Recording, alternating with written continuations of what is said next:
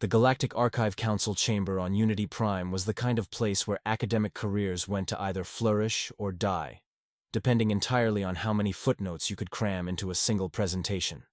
Today, it was flourishing. Aggressively.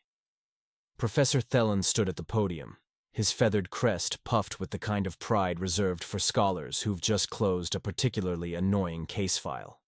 His talons clicked against the hollow control as he advanced through his presentation, each slide meticulously cited, cross-referenced, and peer-reviewed to within an inch of its life. "And so," Thelen announced, his translator rendering his chirps into perfectly enunciated galactic standard. "After 5 centuries of observation, cross-temporal analysis, and exhaustive signal monitoring, we can conclusively state, species 7843H, colloquially known as humans of planet Earth, Sol System, are extinct." Applause erupted. Not polite applause. The enthusiastic kind. The kind that said finally, "We can stop checking that inbox." A mantis-like scholar in the front row raised 3 of her 6 limbs. "Magnificent work, Professor. Your methodology was impeccable." "Truly thorough," agreed a gaseous being whose translation matrix floated nearby. 500 years of monitoring." Thelen's crest feathers quivered with pleasure. "Thank you, colleagues. As you can see from slide 83, we detected the cessation of all electromagnetic transmissions approximately 498.3 standard years ago. Following protocol, we monitored for residual signals, technological signatures, and cultural broadcasts." He paused for dramatic effect. "Nothing. Silence. Complete radio darkness." "Textbook extinction event," someone murmured appreciatively. "The citations alone are worth publishing," another added. An amphibious scholar raised a webbed hand. "And you're certain? No possibility of error?" Thelen's translator somehow managed to convey his academic indignation. "My dear Colrin, I have been monitoring this species for 3 decades. My predecessor monitored them for 4. Before that, 6 others. We have comprehensive data going back to first contact protocols. The evidence is irrefutable. No signals, no response to hails, no activity. By every measurable standard, they are gone." More applause. Someone in the back started a slow clap that built into a rhythmic appreciation. "Furthermore," Thelen continued, warming to his subject, "this allows us to finally reclassify Sol 3 as available territory, redistribute their council seat, and most importantly," he clicked to his final slide with visible satisfaction, "close their archive file. Do you have any idea how much server space their cultural database was occupying?" Laughter rippled through the chamber, the kind of inside joke only archivists understood. The lead administrator, a slug-like being named Veltoth, whose species measured success in properly organized filing systems, oozed forward. "Professor Thelen, on behalf of the Galactic Archive Council, I hereby certify your findings. Species 7843H is officially declared extinct. File closed." He pressed a ceremonial button. Somewhere, a database updated. Confetti, biodegradable, properly sourced, fell from the ceiling. "Drinks are in the atrium," someone announced. The scholars began filing out, already discussing publication schedules and citation strategies. 500 years of paperwork, finally resolved. It was the bureaucratic equivalent of finding out your worst project at work was getting cancelled. That's when the door opened. Nobody noticed at first. The chamber was emptying, conversations overlapping, the self-congratulatory buzz of academics who'd successfully closed a case file without having to do any actual fieldwork. Then someone near the door went quiet. Then another. Then a dozen. Silence spread through the chamber like a virus. A human walked in. Not a hologram. Not a historical recreation. An actual physical human, mid-40s, wearing a jacket that had seen better days and carrying a stack of physical files, actual paper, like some kind of primitive, under one arm. She had the look of someone who'd been awake for 30 hours, survived on nothing but spite and determination, and was deeply, personally annoyed about something. She glanced around the chamber, noted the confetti, raised an eyebrow. "Sorry I'm late," she said, voice dry as a desert. Traffic was murder. What did I miss? Complete. Utter. Silence. Theln's crest feathers went flat. His beak opened, closed, opened again. No sound came out. The human. Because there was no mistaking what she was, the archives had extensive documentation, adjusted her grip on the files, and walked further into the chamber. Her boots clicked on the polished floor. Each step echoed like a funeral drum. You're... Theln finally managed, his translator glitching slightly. You're supposed to be extinct. The human stopped, looked at him, looked at the species 7843H extinct, still displayed on the hollow screen behind him. Yeah, she said flatly. I get that a lot. She dropped the stack of files on the nearest desk with a heavy thump. Dust puffed up. Actual dust. From actual paper. Anyway, about your paperwork. This is impossible, Veltoth interrupted, his translator box trembling. We monitored your planet for 5 centuries. Uh-huh. The human, her name tag read M. Orin, Archival Services, started flipping through the files. Yeah, I'm gonna need to see your extinction certification. It's right here. Theln pulled up the document, all 300 pages of it, properly cited, beautifully formatted. We followed every protocol. Mackenzie Orin squinted at the hollow screen, scrolled through the document. Her expression didn't change, but something in her eyes suggested she'd found exactly what she was looking for. She pulled out a single piece of paper from her stack, held it up. You filed the extinction claim without a final witness. Report, she said. That's going to be a problem. The silence somehow got more silent. What? Theln's feathers ruffled in confusion. Final witness report. Form 9901W. Required for all extinction declarations involving species with verified sentience and technological capability. Mackenzie's voice had the quality of someone who'd explained this exact regulation 500 times and was tired of it. You need a physical, on-site confirmation that the species is, in fact, extinct.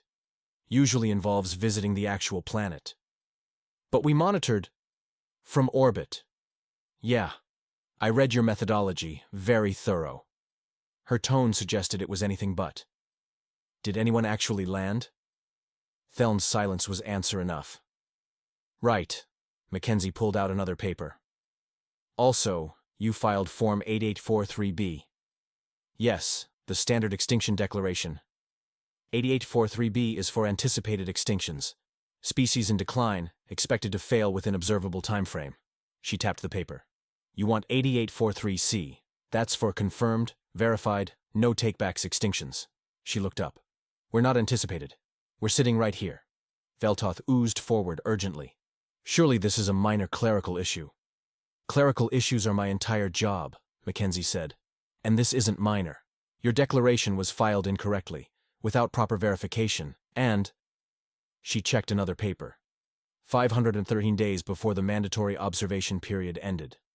The observation period is 500 years, Theln protested. 500.3 standard years, Mackenzie corrected. You jumped the gun by almost 2 years. Eager to close the file? Someone in the back made a choking sound. The lead administrator, Veltoth, seemed to deflate slightly. Ms. Orin, perhaps we could discuss this. Also, Mackenzie continued, relentless. You never sent a final contact attempt. That's required at the 450-year mark. Did anyone try calling? More silence. Nobody called, Mackenzie confirmed. Cool, cool, cool, cool. She wasn't smiling, but her tone suggested she was enjoying this on some deep, bureaucratic level. So what we have here is an improperly filed, prematurely submitted, unverified extinction claim on a species that is, demonstrably, not extinct. Theln's translator made a sound like a dying bird. But the signal stopped. Yeah, about that. Mackenzie flipped through her papers again. Solar flare. Big one. Knocked out our long-range communications array about 503 years ago. We fixed it maybe 480 years back, give or take. But nobody called, so we figured you all got bored of us. She shrugged. We've been doing our own thing. The implications of that statement hung in the air like a pending audit. Colrin, the amphibious scholar, raised a trembling hand.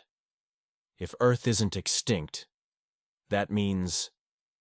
Veltoth finished the thought, his voice hollow. That means 500 years of galactic policy, territorial redistribution, resource allocation, and legal precedent was based on incorrect paperwork. Mackenzie Orin pulled out a stamped form. You're gonna want to see this. The chamber descended into chaos.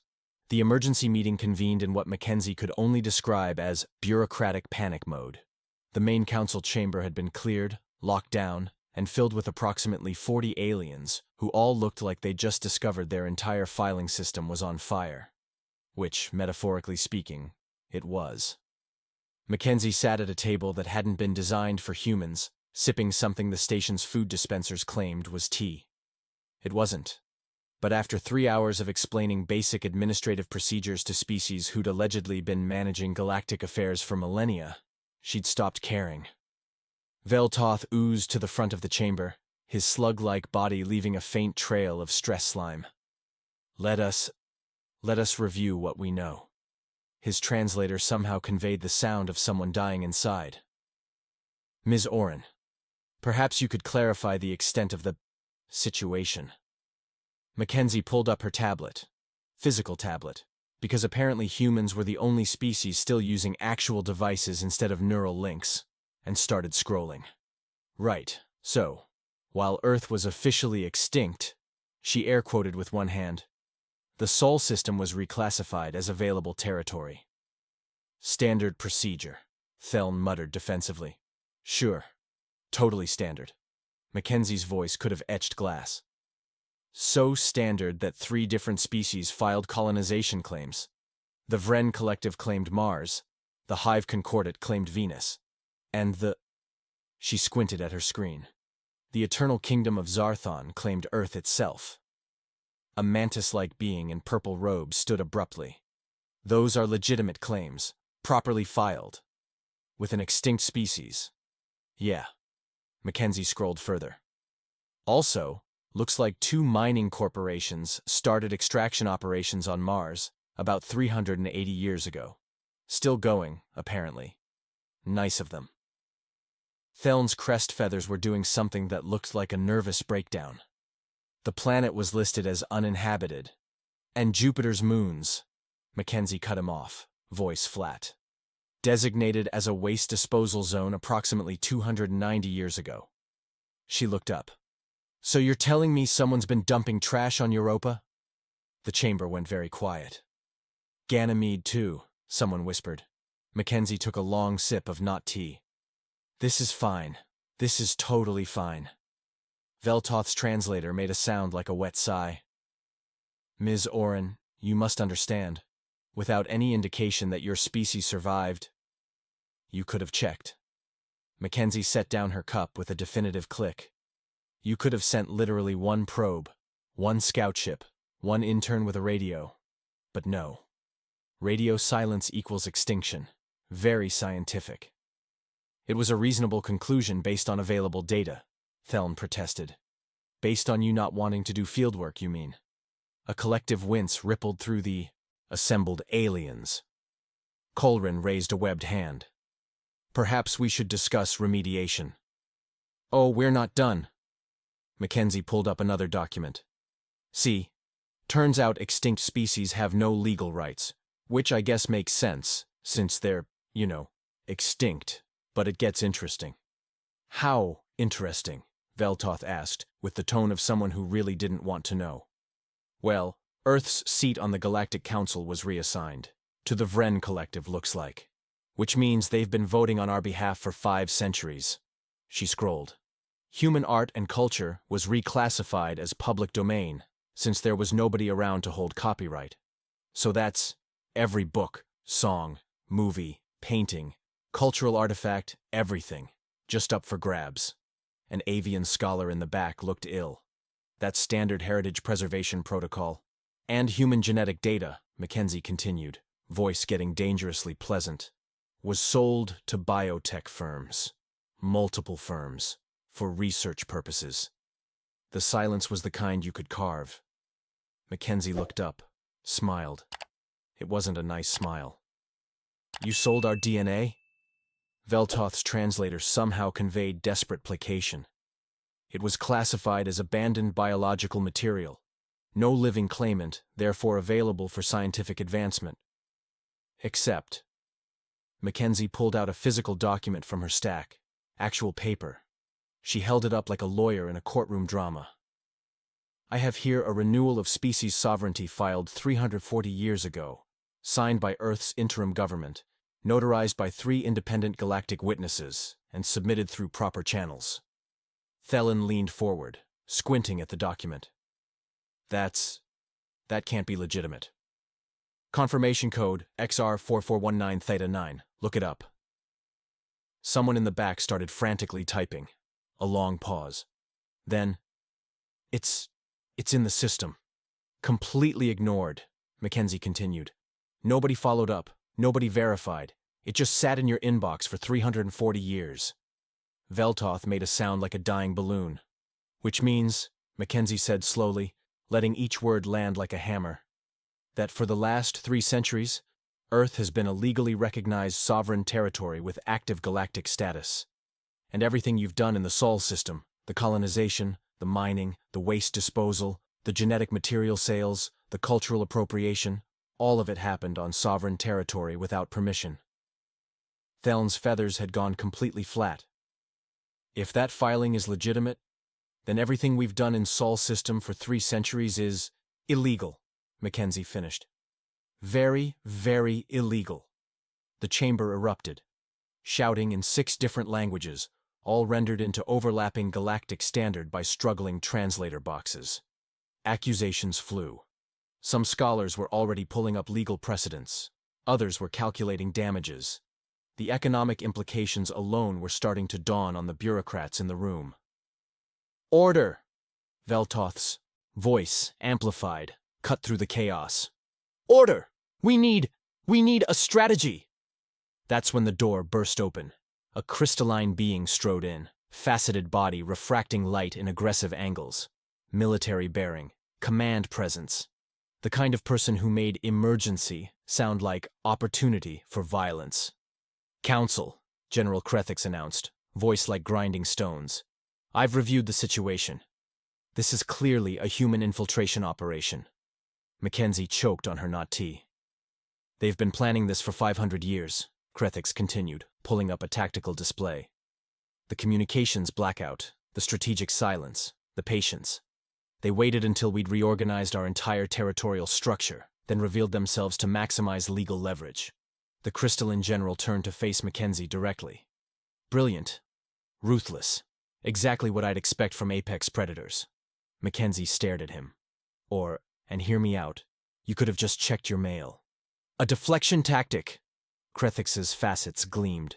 Notice how she downplays their strategic superiority. I'm not downplaying anything. I'm a mid-level archivist who got stuck with cleanup duty because everyone else called in sick. But the damage was done. The council was dividing. Military factions nodding along with Krethix's paranoia. Diplomatic corps arguing for negotiation. Economic advisors already calculating reparations. And then the spiritual faction weighed in. An ethereal being, more energy than matter, drifted forward. Perhaps, it whispered through its translator, we should consider, they are extinction spirits. We're what now? Mackenzie asked. Returned from the void to judge the living, to test our worthiness. The being's voice carried an unsettling reverence. We declared them dead, and yet they return. This is divine will. This is a filing error. But several beings in the chamber were nodding. Taking notes. Already composing religious texts, probably. Mackenzie put her head in her hands. I just wanted to file a correction. Veltoth attempted to restore order, his translator nearly overheating. Please, we need to establish basic facts before we... Question. A timid voice from the back. A junior administrator, some species Mackenzie didn't recognize. If Earth isn't extinct, how many humans are there now? The chamber went quiet.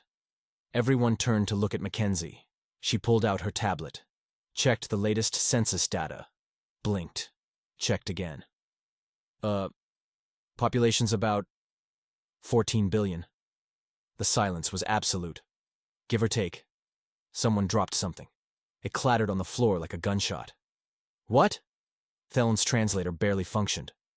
14 billion, Mackenzie repeated. I mean, we hit 8 billion right before the comms went down, and then we just kept going. Had nothing else to do, I guess. That's... Colrin's webbed hands trembled.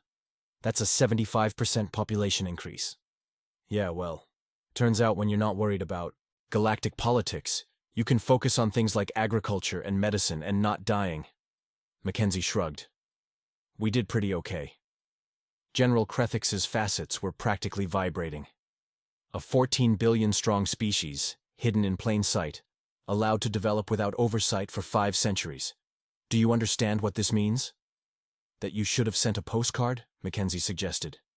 It means, Krethix said grimly, that humans are now a major galactic power, and we never saw them coming. The implications crashed over the council like a tidal wave. 14 billion humans, an entire species that should have been extinct, thriving in isolation, building civilization while the galaxy thought they were dead. And now, they were back. Mackenzie Orin, mid-level archivist, just wanted to go home. Instead, she had apparently just rewritten galactic history. Again. The council chamber had descended into what Mackenzie could only describe as the galaxy's worst group project falling apart in real time. An economic analyst, some sort of mollusk creature with too many eye stalks, was having what appeared to be a breakdown at a data terminal. The numbers don't make sense. They can't make sense. What numbers? Veltoth oozed over, trailing anxiety slime. Population growth requires resources. Resources require trade. Trade requires galactic integration. The analyst's eye stalks waved frantically. Humans went from 8 billion to 14 billion without any external support. That's a 75% increase over 5 centuries. The economic models say they should have collapsed. Thelen joined them, feathers still doing their nervous dance. It's not just improbable, it's impossible. Without galactic aid, without trade networks, without access to our technology and resources, they should have hit a Malthusian crisis within 2 generations. Mackenzie, still sitting at her too small table with her not tea, raised a hand. Counterpoint, we didn't. But how? Thelen's translator nearly screeched. We just... Mackenzie gestured vaguely. Kept going? Look, we didn't even know you thought we were dead until last Tuesday. We've been doing our thing this whole time. Your thing violated every economic model we have. Have you considered your models might be wrong? The analyst made a sound like a deflating tire. Show us your economic data, Veltoth demanded. Your trade networks, your resource distribution, there must be records. Mackenzie pulled up her tablet, tapped a few things, and projected a holographic display. Numbers, charts, trade routes, all neatly organized and completely internal to the Sol system. The assembled economists stared in horror. This is all local, the analyst whispered. Intra-system trade only. No external partners. No galactic commerce. You've been running a completely closed economic loop for 500 years. Yeah. Mackenzie zoomed in on a production chart. Mars handles heavy manufacturing. Europa's big on research. Earth does. Agriculture and services. Venus mining operations are pretty solid. We trade among ourselves, keep things balanced. It's not complicated. It's not complicated? The analyst's eye stalks were vibrating. Do you have any idea how sophisticated your logistics network must be to maintain that level of coordination? We have spreadsheets. Spreadsheets. Really good spreadsheets. Someone in the back was quietly weeping. General Krethix stepped forward, crystalline body refracting light in aggressive patterns. This proves they've been preparing. 5 centuries of isolated development, building strength, waiting for the perfect moment to... We were fixing roads and arguing about zoning laws, Mackenzie interrupted. Not everything is a military conspiracy. That's exactly what a military conspiracy would say. Mackenzie rubbed her temples. Turns out not being bothered by aliens for 500 years was great for productivity. Who knew? The door slammed open again. This time, 3 beings stormed in, all radiating different flavors of outrage. The first was a tall, crystalline being covered in geometric patterns, a Vren representative, based on the insignia. The second was insectoid, with multiple limbs and compound eyes that gleamed with corporate calculation. The third was something that looked like a floating jellyfish made of light. "We demand an explanation," the Vren announced. "The Sol system is legally claimed territory." Mackenzie took a long sip of her not tea. "And here we go." Veltoth attempted damage control. "Ambassador Zelcourt, perhaps we should discuss this calmly." Calmly? Zelcourt's crystalline form literally cracked with stress. "We filed a legitimate colonization claim on Mars 380 years ago. We've invested billions of credits in infrastructure." "Infrastructure," Mackenzie repeated flatly. "Mining operations, extraction facilities, refining plants." "On Mars, yes. Where there are currently about 6,000 human colonists living." The chamber went silent. Zelcourt's crystalline structure made a grinding sound. "That's impossible. Our surveys showed no life. We've been conducting operations there for centuries." "Did you survey the underground cities?" Mackenzie asked pleasantly. "The what?" "The underground cities. You know, where people live. Because the surface is kinda hostile." She pulled up another file on her tablet. "Olympus Base, founded 412 years ago. Population 2,300. Mariner Settlement, founded 390 years ago. Population 1,800. Then there's New Beijing, Valais Station, Tharsis Colony." She looked up. "Should I keep going?" "Underground," Zelcourt said weakly. "Yeah, we're not big on living in places where the air tries to kill us. Weird quirk of ours." Mackenzie's expression could have frozen helium. "Did you survey underground? No? Cool. Cool." The insectoid representative, a corporate type, based on the expensive translator, clicked forward. "Regardless of occupancy, we hold legal deed to Mars under the Empty Worlds Treaty. Signed and ratified by an extinct species that wasn't actually extinct," Mackenzie interrupted. "So that's going to be a problem. We've invested on sovereign territory without permission." "Yeah, I'm sensing a theme here." The jellyfish light being drifted forward, its translator making ethereal chiming sounds. "The Jupiter-Moon system was designated as Approved Waste Disposal Zone 290 years ago. Multiple corporations have contracts." "About that." Mackenzie pulled up another file. "Humans built a research station on Europa about 200 years ago. Population's only about 300. But they've been doing great work on subsurface oceanography. They did mention the trash, though." "Thought you were just really messy neighbors." "Messy neighbors," the being repeated. "Yeah, they kept filing complaints, but nobody responded. So they figured you were one of those neighbors who doesn't answer emails." Mackenzie shrugged. "They eventually just started collecting the trash and recycling it. Waste not, want not." General Krethik slammed a crystalline fist on a table. "This is clearly evidence of silent conquest. Humans secretly colonized their entire system while pretending to be extinct." "Conquest?" Mackenzie's voice could have cut steel. "We thought the system was abandoned. You all stopped calling." "A likely story." "You want a likely story? Here's one.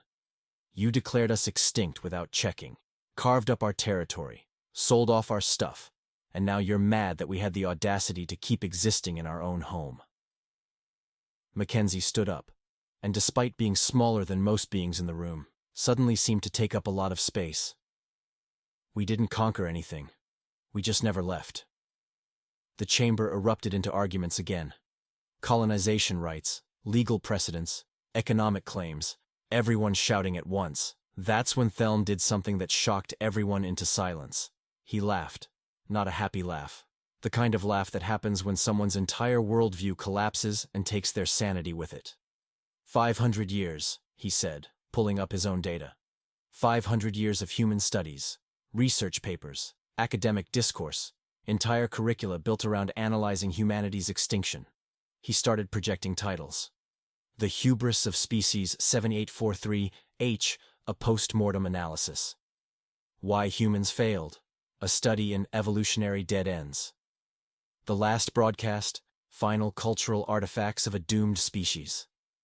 Mackenzie read them, eyebrows climbing. Human overconfidence, a study in inevitable collapse. She looked at Thelen. Wow, harsh. It was nominated for the Galactic Academic Prize, Thelen said hollowly. I cited it in 3 of my own papers. Awkward. I built my entire career on studying why your species went extinct. Thelen's crest feathers had given up doing anything. I've published 47 papers, taught 300 students, spoken at conferences across 15 systems. He pulled up more data. There are university courses about human failure, case studies, entire departments dedicated to extinction events, with humans as the primary example. Colrin raised a webbed hand tentatively. Perhaps we could retract the research? Retract? Thelen's translator achieved a pitch that shouldn't have been possible. Do you know how academic retractions work? I'd have to contact every institution, every journal, every student I ever taught. He looked at Mackenzie with something like despair. Why did you survive? Mackenzie blinked. Because we didn't die? But the models, the predictions, the statistical analysis. Maybe stop basing your science on assumptions? We had data. You had radio silence. There's a difference. Mackenzie's voice softened slightly. Look, I get it. You did the work. You followed the process. You came to a reasonable conclusion based on available information. She paused. You just forgot to check if the conclusion was actually true. The spiritual faction, which had been quietly observing, chose this moment to speak up, the ethereal energy being drifted to the center of the chamber. This is clearly a sign. Humans are proof of resurrection. Evidence that extinction is not final. They have returned from the void to teach us. We didn't return from anywhere, Mackenzie said tiredly. We were here the whole time. A test of faith. A clerical error. Divine will. Filing mistake. The door opened again. Because apparently the universe wasn't done yet. A diplomatic envoy entered, wearing the formal regalia of the Galactic Council's treaty division. Multiple species walking in formation, all looking extremely serious. The lead ambassador, some sort of amphibious being with translator implants, stepped forward. Ms. Orin, they said formally. If humans aren't extinct, we need to discuss the Treaty of Empty Worlds. Mackenzie slowly sat back down. What treaty? The one that divided your planets among 12 different species. The knot teacup stopped halfway to Mackenzie's mouth. I'm sorry, she said very carefully. You divided our what among how many species? The ambassador pulled up a holographic document. Official seals, signatures, legal language. The Treaty of Empty Worlds, ratified 289 years ago. Following standard protocol for unclaimed territories in former inhabited systems, the soul planets were distributed among qualifying species. The ambassador gestured at the document. Earth went to the eternal kingdom of Zarthon, Mars to the Vren Collective, Venus to the Hive Concordat. The gas giants were split between various parties. It's all properly documented. Mackenzie stared at the document, then at the ambassador, then at the ceiling, as if asking the universe what she'd done to deserve this. You gave away our planets, she said flatly. They were unclaimed. We were living on them. You were extinct. We filed renewal papers 340 years ago. The ambassador's translator made a sound like a computer, crashing. Mackenzie put her head down on the table. I'm going to need a lot more not tea. Mackenzie Orin had spent the last 72 hours doing what she did best, weaponizing paperwork. The Galactic Archive's main legal database made a sound that databases probably shouldn't make, a kind of digital wheeze followed by what could only be described as electronic crying. What, Veltoth asked slowly, is happening to our servers? Mackenzie didn't look up from her tablet. I'm filing 500 years of backlogged legal claims, property disputes, sovereignty renewals, trade corrections, cultural copyright reclamation, genetic material ownership claims, and about 6,000 individual complaints from colonists who've been very patient. She tapped her screen. Submit. The database made another concerning noise. You can't just file 500 years of paperwork at once. Theln's feathers were vibrating. Form 3309, subsection 12, paragraph 4. Any recognized species may submit historical legal claims in batch format, provided proper documentation exists. Mackenzie finally looked up. You wrote that form. It's got your signature and everything. That was meant for archaeological recovery cases. Did it say that in the form? It was implied. If it's not in the form, it's not in the form. Mackenzie smiled. It wasn't a nice smile. Maybe next time be more specific. A junior administrator burst into the room. The legal system is crashing. We've got 50,000 new cases, 3 million individual filings, and they checked their datapad. Requests for reparations totaling 40 trillion credits. The room went silent. 40 trillion? The economic analyst whispered. Mackenzie pulled up a calculator. Let's see. Illegal mining operations, unauthorized colonization, intellectual property theft, genetic material sales, environmental damages. She tapped a few more numbers. Yeah, about 40 trillion, give or take. That would collapse the galactic economy. Probably shouldn't have sold off our stuff then. General Krethix stepped forward, crystalline body somehow radiating desperation instead of aggression. What do you want? Mackenzie set down her tablet. Honestly, we just want to be left alone. The assembled aliens stared at her. You don't want the credits? Veltoth asked. What would we do with 40 trillion credits? We've been managing fine without you. The territory claims, we already live there. We just want you to stop dumping trash on our moons. The council seat, yeah, okay. We want that back. And an apology. And maybe some help cleaning up Europa, since you're the ones who made it a mess. Mackenzie shrugged. That's pretty much it. The council members looked at each other in confusion. You don't want power? Colleran asked carefully. We want to not have to deal with this kind of paperwork nightmare again. Mackenzie gestured at her stack of files. Do you know how annoying it is to file 500 years of corrections? I've got carpal tunnel now. This is a negotiating tactic, Krethix muttered. They're lowballing to seem reasonable. I'm an archivist. I make 60,000 credits a year. I just want to file my reports and go home. Mackenzie looked around the room. Can we do that? Or do I need to file more forms? The Treaty of Renewed Contact was signed 3 weeks later. Earth officially rejoined the galactic community with full sovereignty restored. All claims on Sol system territory were nullified. The 40 trillion in reparations was converted to infrastructure assistance, cleaning up Europa, removing unauthorized mining equipment from Mars, and a formal apology broadcast across every official channel. The Galactic Council added a new regulation to their xenological research protocols. Always verify extinction claims with physical survey and multiple confirmation methods before declaring species legally extinct. It was officially named the Mackenzie Protocol. Thelen stood before a different council, the Academic Review Board, as they systematically dismantled 500 years of research. Every paper retracted. Every theory invalidated.